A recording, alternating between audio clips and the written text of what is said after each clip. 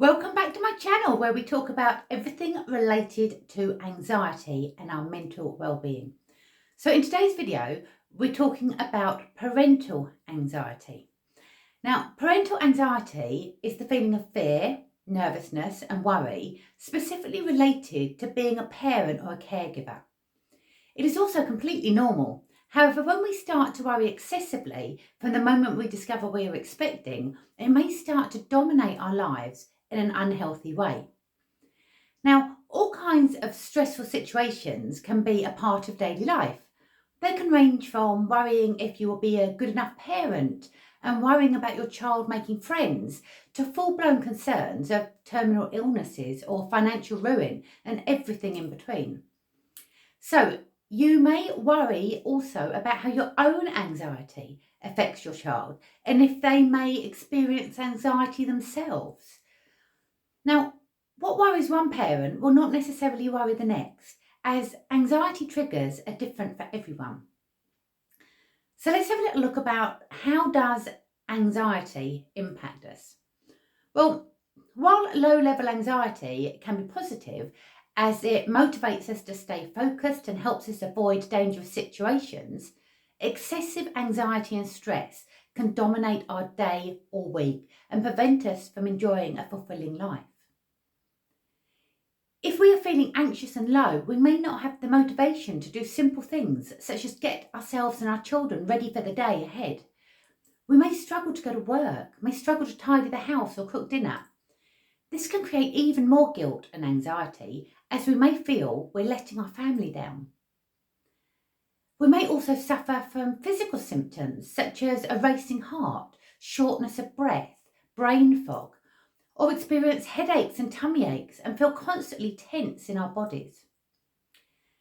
Now, while it is very common to have some fears and think about worst case scenarios when it comes to the safety of our children, excessive fears do not serve us and we will need to look at ways we can deal with them. So the good news is that once we have identified our triggers, there are plenty of things we can do to help cope with stressful and anxious events. So before we look at triggers, if you're finding this helpful, then please like and subscribe to this video because it really helps me get the message out to more and more people that nobody needs to struggle with anxiety and we can all use tools and techniques to overcome it. So please hit the like, the subscribe button and hit the notification button so you get notified of any updated videos. So let's try and understand triggers.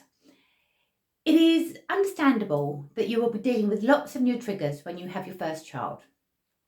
These anxiety-inducing triggers could be trying to deal with the sleepless nights, the first time your child tries solid food, to their first day at school and their first sleepover. Hell, it could even be the first day they learn to drive or they start a new job or start a family. All of these events can create repeated anxiety for both our children and ourselves as parents and caregivers, and our children will follow our example when it comes to how we cope. So how can we cope with identifying our triggers? So have a look at what is triggering your anxiety right now. Try to be as specific as you can. List your thoughts and worries and think about each one individually. How significant do you think they are? Score each thought or worry out of 10, with 0 being small and 10 being big. You can then recognise how this thought makes you feel. What evidence have you got to support this thought? What evidence have you got to go against it? You may find it helpful to download the Anxious Thoughts Diary worksheet that I've got in the description. So I'll make sure the link's there so you can use that whenever you need to. So once you've identified your significant triggers, ask yourself, what is the ideal outcome?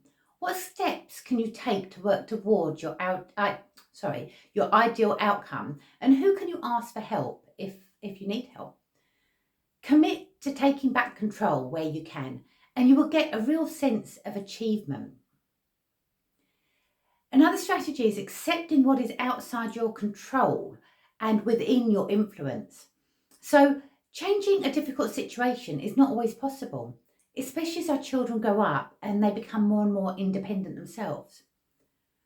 Recognise and accept things as they are. Some things are outside of our control and will therefore fall into our circle of concern. It's easy to spend a lot of time worrying about these things, but they may make us feel very anxious, which causes us to worry even more. Sometimes we just have to let go of these thoughts as they're just not serving us. But there is an alternative. What we can do is focus on where we have influence. Now, again, in the description, I have a worksheet called the Circle of Concern, Control and Influence. You'll probably find that quite helpful as it gives you instructions of how to follow through with that. So now, before we delve into the role of guilt, you may be wondering who am I and how am I qualified to give you this advice? Well, my name is Jennifer Roblin. I've been an anxiety specialist and therapist for 10 years now. I have helped countless individuals regain control of their lives and overcome anxiety. I do this using my own learned experiences and overcoming anxiety myself, alongside the experience of my clients and my training and research. So, if we want to banish feelings of guilt, as parents, we can feel guilty for so many things, and this can add to our anxiety. Parental guilt can stem from sitting our loved ones in front of a screen to distract them when we work from home, or perhaps grabbing a pizza because we haven't got time to cook them a from scratch healthy meal. Maybe we're just too exhausted to read them a bedtime story, or we're not able to get them the latest toy craze or the pet that they are so desperate for. There are so many things that can make us feel inadequate as parents when we want everything to be perfect. And while such guilt is common, it can often make us feel more anxious and unhappy. We need to look at the bigger picture and know that just because we feel we didn't live up to our own expectations today, they were probably not realistic in the first place. Every generation can dream about being the perfect parents, but that just is a dream and it isn't really the reality. I cannot believe there's a single loving parent that has not felt plenty of guilt when raising their children. But the truth is, we are all human and none of us are perfect. You survived your childhood and you were brought up by humans too. So you need to believe in yourself. When we have our first child, we are inundated with advice from caring friends and family that want to offer every bit of advice based on their own personal experience or something that they have heard from other people. We are offered similar advice when our children start eating, walking, teething, potty training, going to school, leaving home. It never stops. Whilst we may appreciate a helping hand, remember you know your child best. And the phrase parents' intuition hasn't happened by accident. Taking on too much from caring family and friends can often make us question our own judgment, as can reading too many books or Googling every worry that you may have. Trust and believe in yourself and your instinct. You have all the qualities you need to be a great parent. By all means, listen and take on suggestions that you like, but believe in yourself first. It's important to learn how to say no as well. We can cause ourselves a great deal of anxiety and stress because we do not want to let people down, and we often find it hard to say no. This could be in a work or a family or social environment. We can sometimes end up doing or committing to more than we should. Try and be assertive so that you can say no without feeling guilty yourself. What is it you want to achieve this week, this month, this hour? Make this your priority and know that if you're saying yes to somebody else, what are you also saying no to? Look after yourself.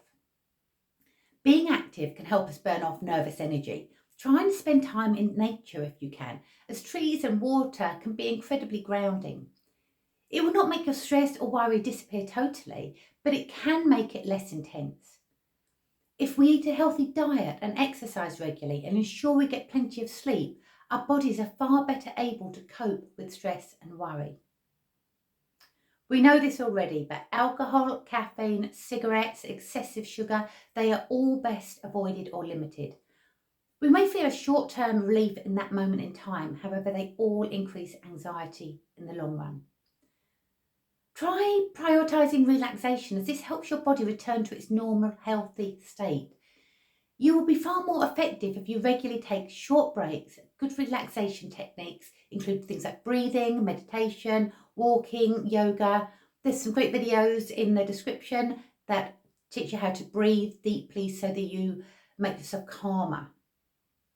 Talking to friends, family, colleagues can often help us when we're struggling. Surrounding ourselves with positive and trusted friends can really help us to see things from a new perspective. Just be careful who you hang around with most though. You don't want to be pulled down by negative people. Laughter also boosts the immune system, which is often depleted during times of anxiety and stress. So if no one is available right now, watch a comedy or a funny movie and laugh out loud. Even the very act of forcing a smile and laughter increases the happy hormones. So know you are giving yourself a boost when smiling or laughing, even if it's not happening naturally.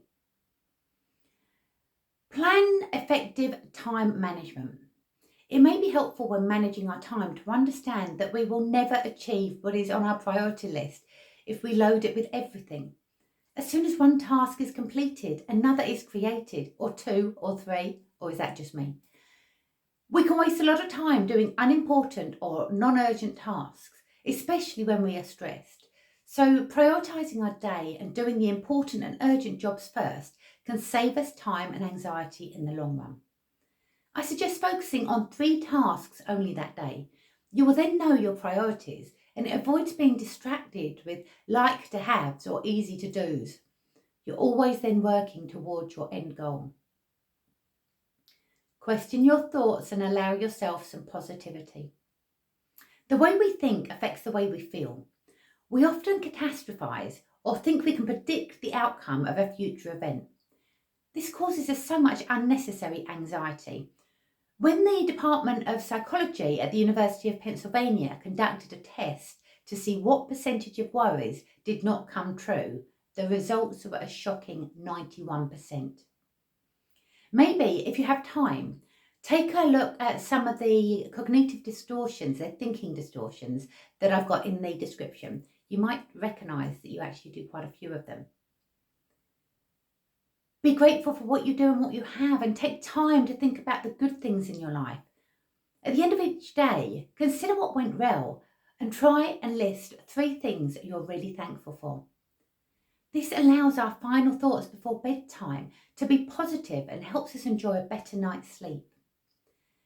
So if you're still struggling to understand the root cause of your anxiety, then please do get in touch, as a trained anxiety specialist and therapist will be able to help you. Taking care of our mental health, our mental well-being, is vital for our overall well-being.